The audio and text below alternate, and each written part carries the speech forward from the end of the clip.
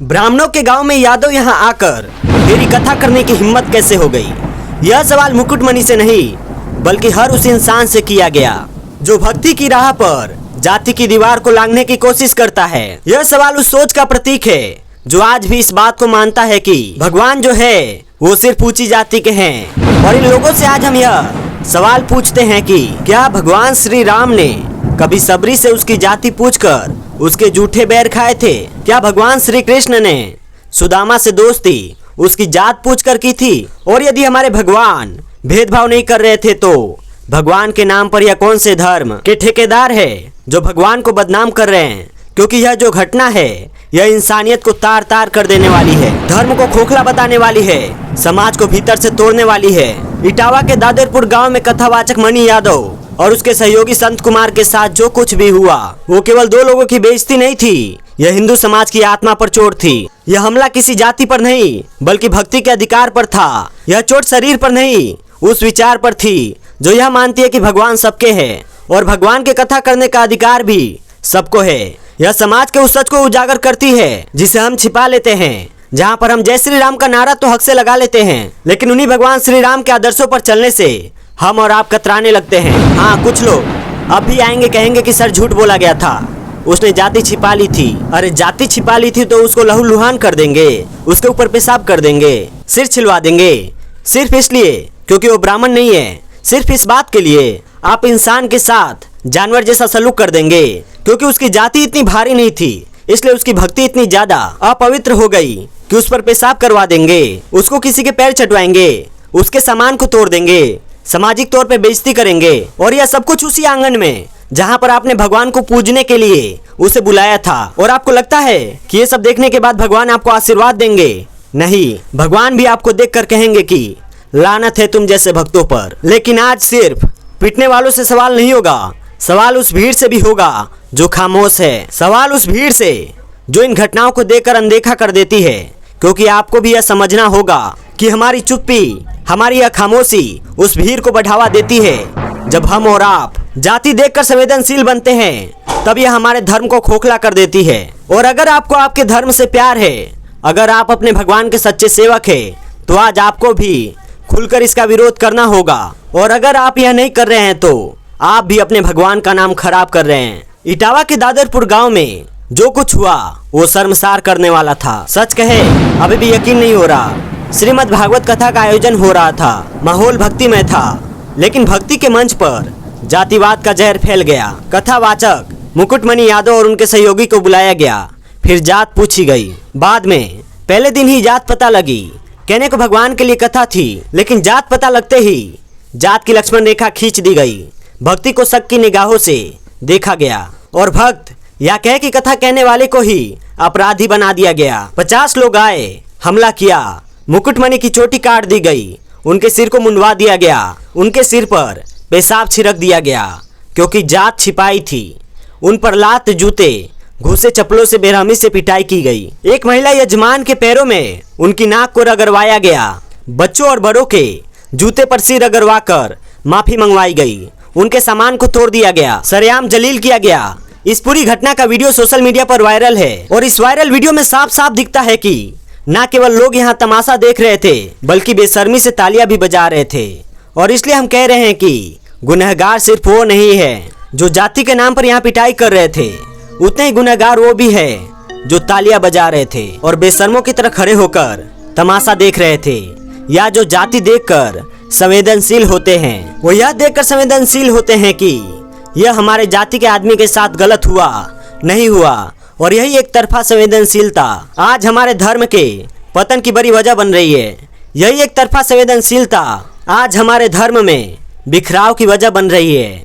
और अगर इसे हमने नहीं संभाला तो यकीन मानिए तो अपने धर्म के सबसे बड़े दुश्मन हम और आप बन जाएंगे। यह मैं इसलिए कह रहा हूँ क्योंकि इस घटना के वीडियोज को देखने के बाद भी कुछ लोग ऐसे हैं जो उससे शर्मिंदा नहीं है और अभी भी वह बेशर्मी से आकर कह रहे हैं कि देखिए ना, उसने अपनी जाति छिपाई थी, ब्राह्मणों के मोहल्ले में जात छिपा कर गया था, ब्राह्मण बनने का नाटक किया था, 2 आधार कार्ड मिले थे, एक में मुकुट अग्निहोत्री उसका नाम है, दूसरे में मुकुट सिंह लिखा हुआ है। उसने हम सभी को धोखा दिया था।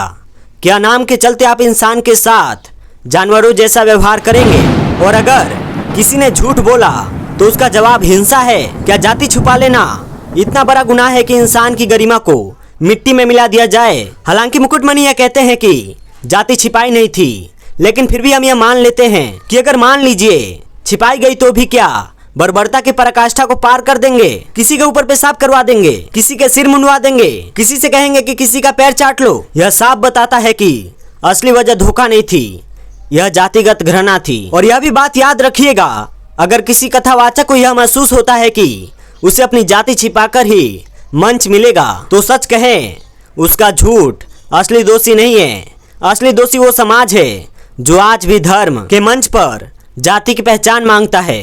अगर समाज में उस व्यक्ति को एहसास ना हो कि जात देखकर ही आप उसे बुलाएंगे तो शायद छिपाने की जरूरत नहीं पड़ती। और अगर आपको लगता है कि छिपाना अपराध था तो इस देश में कानून है, पुलिस है, आप जाकर उसकी वहां शिकायत कर देते। वहां जाकर आप बता देते कि हमारी धार्मिक भावना को ठेस पहुंचाया, हम वहां भी मान लेते हैं, चलिए आपके साथ। लेकिन क्या जाति इतनी बड़ी दीवार बन जाएगी कि भक्ति उसके नीचे दब जाए? और ऐसी भक्ति करने से कौन से भगवान प्रसन्न होंगे? जरा हमको यह भी समझा दीजिए। और या आप जिस दिन इस लोक से उस लोक जाइएगा उस दिन भगवान से यह पूछ लीजिएगा कि भगवान यह करने से क्या आप हमसे खुश हुए हैं? ये जो बयान दिया गया कि ब्राह्मण के गांव में यादव या फलाना जात का होकर तेरी हिम्मत कैसे हुई, घृणित है। यह शब्द घृणित है। जातिवाद धर्म को तोड़ रहा है क्योंकि यह भक्ति को नहीं जन्म को तवज्जो देता है। एक कथावाचक की कथा उसकी जाति से आकी जा रही है। जब भगवान के भक्त को अछूत या नीच कहकर अपमानित किया जाता है तो सच कहे धर्म का असली स्वरूप वहीं मर जाता है। यह वह मानसिकता है जो हिंदू समाज को एकजुट होने से रोकती है। एक तरफ बड़ी बड़ी बातें होती है कि इस देश को हिंदू राष्ट्र बनाएंगे और दूसरी तरफ धर्म नहीं जात पूछी जाती है। जात के नाम पर पेशाब करवाया जाता है, जाति के नाम पर दोहरापन दिखाया जाता है। यही है धर्म को कमजोर करना है। यही बाहरी ताकतों को आपकी कमजोरी का फायदा उठाने का मौका देता है। आप सोचिए ना, एक ऐसा राष्ट्र है जहां राम की कथा कहने से पहले कथावाचक का वंश पूछा जाता है। यह कैसी एकता है जहां भगवत कथा जैसे पवित्र आयोजन को जाति की गंदी नजर से देखा जाता है। इटावा की घटना जीता जागता सबूत है कि आज भी धर्म से पहले हिसाब लगाया जाता है। वसुधैव कुटुंबकम जैसे सिद्धांत ऐसा लगता है सिर्फ किताबों में बंद है। जमीनी हकीकत यह है कि आप अगर ऊंची जाति से नहीं है तो आपकी भक्ति को संदेह के घेरे में देखा जाएगा। जब एक भक्त की भक्ति उसकी जाति से तोली जाती है तब भगवान ने कथा को कुछ लोगों का विशेष अधिकार मान लिया था। तब धर्म का असली चेहरा सामने आता है और वो चेहरा श्रद्धा का नहीं सत्ता का भेदभाव का होता है। और यह वही मानसिकता है जो अपने ही धर्म को कमजोर बनाती है, क्योंकि जो समाज अपने ही लोगों को जाति के नाम पर तोड़ता है वो किसी मजबूत राष्ट्र की नींव नहीं रख सकता। एकता की बात करने से पहले हमें अपने भीतर की उस दरार को भरना पड़ेगा जिसे जातिवाद हर रोज गहरा हो रहा है, और यह समझना पड़ेगा। इस घटना का वीडियो सोशल मीडिया पर वायरल हुआ, देश भर में हलचल मची है। कई लोग हैं आक्रोश जता रहे हैं, नेता बयान दे रहे हैं, पुलिस कार्रवाई कर रही है, लोग जा रहे हैं कि पुलिस और तेज कार्रवाई करे। कई लोग गिरफ्तार कर लिए गए हैं, कुछ की गिरफ्तारी जारी है। लेकिन सवाल यह है कि क्या गिरफ्तारी से इंसाफ मिल जाएगा? क्या यही न्याय है कि समाज चुप बैठा रहे, देखता रहे और मामला केवल पुलिस कार्रवाई तक सीमित रहे? क्या इस देश के खिलाफ ऊंची जाति के लोग भी सामने आएंगे? क्या इस देश के आम नागरिक भी इस हिंसा को लेकर खुलकर बोलेंगे? क्या इस देश के धार्मिक संगठन भी खुलकर बोलेंगे? और अगर नहीं बोलेंगे तो ऐसी घटनाएं होती रहेंगी, क्योंकि यहाँ पर चुप्पी सिर्फ मौन नहीं है, यह एक प्रकार की स्वीकृति है। जब एक वर्ग पर हमला होता है और बाकी तटस्थ रहते हैं तो वह सिर्फ सामाजिक विफलता नहीं बल्कि नैतिक दिवालियापन होता है। यह घटना सिर्फ यादव या दलित समुदाय की नहीं बल्कि पूरे हिंदू समाज की हार है। यह उस धर्म की हार है जो समरसता का संदेश देता है लेकिन व्यवहार में भेदभाव को नजरअंदाज करता है। जब तक हम जातिवाद के खिलाफ एकजुट नहीं होंगे तब तक हर गिरफ्तारी अधूरी न्याय की कहानी कहेगी। ये बड़ी विडंबना है, मैं सच कह रहा हूँ, बड़ी विडंबना है। बड़ी पीड़ा हो रही है कहकर कि एक कथावाचक पर मूत्र छिड़का गया, सिर मनवा दिया गया और हमारी भावनाएं आहत नहीं हो रही है, होनी चाहिए। जातिवाद के इस गहरे सच ने हमें बताया कि यह हमारा समाज अभी भी कितना खोखला है। धर्म जो एकता और प्रेम का संदेश देता है उसे कैसे हमने घृणा का अधिकार बना लिया है। हमें इंसान की फिक्र नहीं है, हमें जात की फिक्र है। हमें समानता और सम्मान की फिक्र नहीं है, हमें जात की फिक्र है। इटावा की घटना पूरे समाज के लिए आईना है और यह हमें सच में सोचने पर मजबूर करती है कि यहाँ से क्या हम एक बार आत्म मंथन करें, यह सोचे कि क्या वाकई में हम राम और कृष्ण के भक्त हैं या अपनी जाति और अहंकार की पूजा कर रहे हैं। क्या हम इतने गिर गए हैं कि एक व्यक्ति की जाति, उसकी कथा भक्ति से बड़ी हो गई है। सच कहे तो शोक और निंदा से नहीं होगा कुछ, अब कदम उठाना पड़ेगा।